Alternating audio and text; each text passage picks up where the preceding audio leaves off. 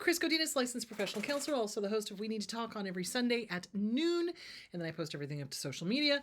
This video is for educational and informational purposes only. The views and opinions stated herein are mine and mine alone. They do not represent the ACA, the APA, or any other therapist for that matter. Boom, shakalaka, done. I'd like to thank my sponsor, BetterHelp. Nope, wait, where is it? There it is. BetterHelp. BetterHelp. BetterHelp.com/Chris Godinez. They're an online therapy company. They are international. I've gotten really good feedback from people who are using them. So thank you.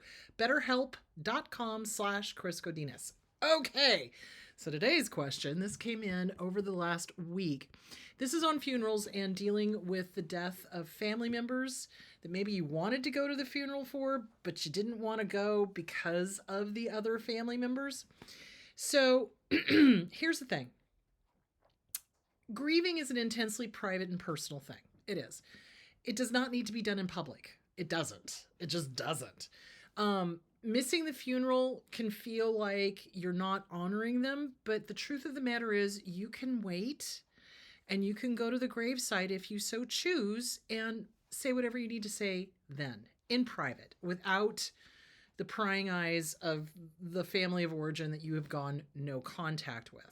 There's lots of ways to honor somebody who has passed, and funerals are really for the living. They are not for the dead. The dead don't care. So, and if the person loved you, they would understand as well, not going to the funeral and not having to deal with the crazy family. So some of the ways that you can honor the person that has passed, you write them a letter as if they were still alive. Dear Aunt Patsy, dear Uncle Boo, dear whatever, you say everything you need to say. Man, I really miss you. I wish I could have been at the funeral. I didn't know you passed until after the funeral. That's often what happens. So vindictive, messed up families of origin will often not tell people when the family member that was actually kind to them passes because they're vindictive, right? So we don't find out about the funeral until afterwards. Then we get hit with this whole, well, if you were in touch with us, you would have known. Well, if you'd been a decent human being, you would have told me.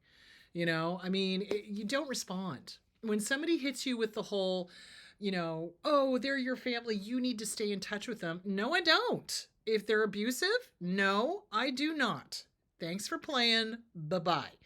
So don't fall for the whole, you did something wrong because you went no contact. No, you were doing what you needed to do in order to stay safe, and good on you for doing that. So when somebody does the whole, oh, well, you should have stayed in contact, you just don't even respond. That's what I call a hit and run screw you. And it's a hook. They're trying to hook you. They want to hook you. They want to get you into a conversation where you're on the defensive defending yourself, or that you're arguing with them. So these people don't understand normal emotions. They don't understand the nature of grief. They don't. For them, it's a show. Funerals are a show. Let's see how many people show up. Let's see, let me be the chief mourner. Let me da-da-da-da-da. Grieving, real grieving, is intensely private and intensely personal. So you could write and burn a letter to the person you are missing. You could go to their gravesite after the funeral is over with and nobody's going to be there, because generally after the funeral is done, people are not going to be at the gravesite. So wait a day or two and then go to the gravesite and then say your goodbyes if that's what you need to do. Or if you don't like cemeteries, you don't have to go to the gravesite. You could just write and burn a letter to them. So, it's whatever is going to help you. But, and if the family of origin starts doing, or flying monkeys, starts doing the whole, well, you should have stayed in touch and blah, blah, blah, blah, blah, radio silence. No response is a response. And you must remember that, because these jackwagons are going to try to poke the bear to get you to fight with them. They would rather have negative attention than no attention at all. That's how crazy they are. They would rather have negative attention than no attention at all. So when you are dealing with the death of family members that you were not informed about, just go to the cemetery after the funeral, a couple of days after. Nobody's going to be there, guarantee it. And or write and burn a letter, or write a letter and go take it and read it to them. That's another thing you can do. The other thing I like to do to honor people that have passed is to make their favorite foods or go to their favorite restaurant or go do something they would have liked, you know? That's a great way to kind of keep them alive, you know? It's kind of like, oh, well, I remember that my grandmother used to like to do this, you know? And so you kind of do that to kind of keep in touch in a way. So, you know, making their favorite foods, eating their favorite foods, doing something that they would have enjoyed, you know, talking out loud to them. So, you know, here's something that I did with my mom when she passed. I would just, when I was driving, I would just pretend I was calling her on the phone. And I would just, you know, let her know everything that was going on. Oh my God, I'm going to tear up. I still miss her. Yes, she was messed up, but as the saner of the two, you know, and I would just talk to her and I would just let her know what was going on. And I'd say, I miss you. I wish you were still here, you know. And talking out loud can be very comforting and it can be very helpful because it kind of helps you process. Sometimes you need to hear yourself talk through things out loud to the person that you wish was still here. So, yeah, there's lots of things you can do. So we don't want to play their game, and their game is very much, this is how you grieve. This is how we do this. This is what's expected. Look, grief is intensely personal. It is. Like, for example, it's like not everybody wants mourners at their funeral. You know, personally, I would prefer that people have a party and go surfing. That would be great, you know? So you honor that person the way that you would like to honor them. Either talking out loud to them, going to the gravesite and talking out loud to them, writing and burning a letter, going and reading the letter to them, having their favorite food, doing something fun.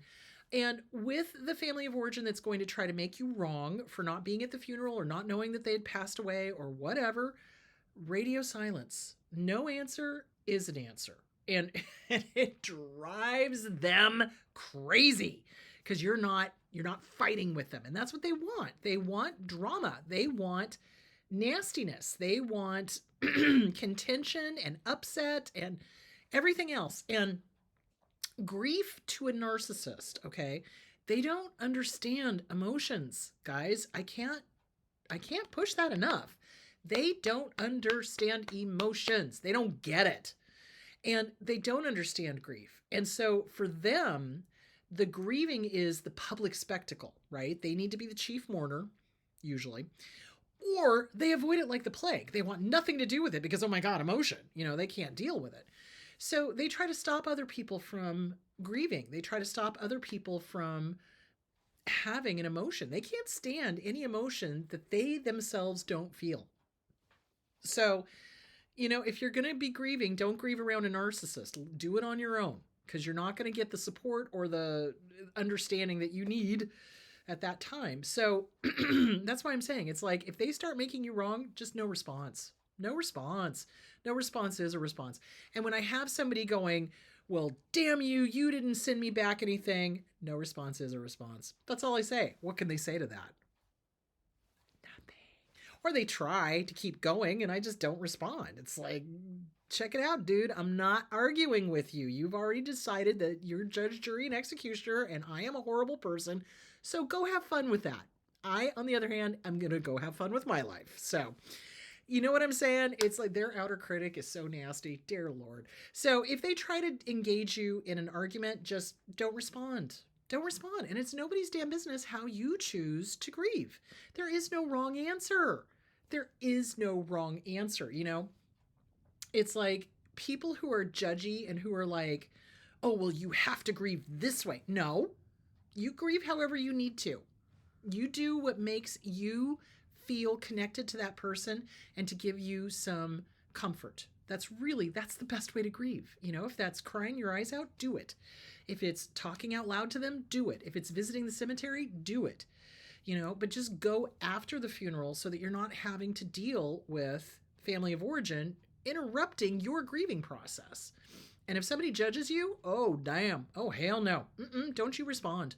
Don't you respond. No response is a response. All right, my loves. So that is it for today. So, and remember, narcissists don't like any emotion that they don't have or that they don't understand. So just be prepared for them to be complete jerks about it. Okay, so on Sunday, we're going to talk about avoidance. We're going to talk about the trauma response of avoidance, why we do it, and how to stop it, because it's dangerous. Avoiding is deadly, akin to denial, and we're going to talk about all of that. So we're going to talk about avoidance, why we start doing it, how to stop it, how to get comfortable with confrontations, because you're going to have to confront. If you've got kids and you're divorcing an abuser, you're going to end up having to deal with them. Now, it may not be a confrontation so much. They're going to respond however they're going to behave, but you need to get comfortable with the idea of standing up for yourself and for your kids. So there that is. All right, my loves, I will talk to you again on Wednesday. Have a great week. Talk to you later. Bye.